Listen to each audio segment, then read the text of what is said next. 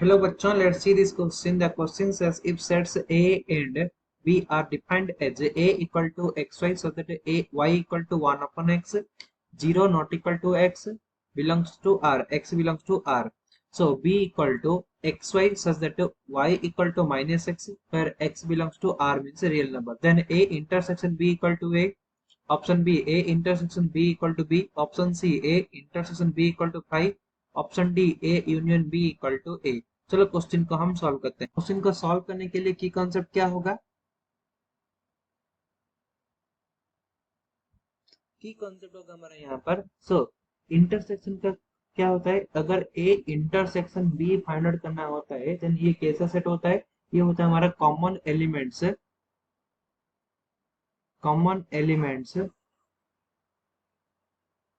Of A and B.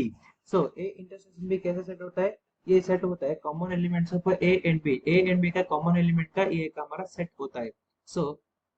A set कैसा होगा, ए set में क्या है, x y such that y equal to 1 divide by x.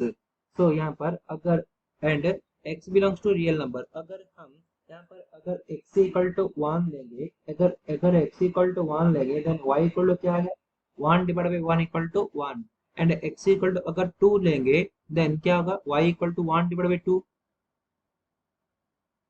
Then x equal to अगर -1 put करेंगे then x equal to अगर -1 put करेंगे देन वाई इक्वल टू क्या आएगा, 1 डिवाइड बाई -1 इक्वल टू -1।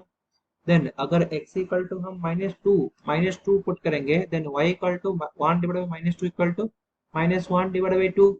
सो ऐसे करके एलिमेंट्स हमें मिलेगा। देन बी सेट क्या होगा, यहाँ पे बी सेट में क्या होगा, अगर एक्स इक्वल टू 1 पुट करेंगे then y equal to -1।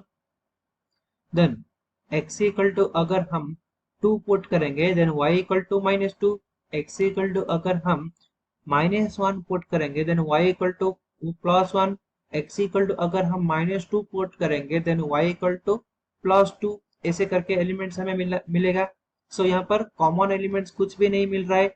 Common elements अगर कुछ भी नहीं मिल रहा है then a intersection b equal to क्या होगा, 5 हो जाएगा। It means option C is correct. I hope you understood it well. Best of luck.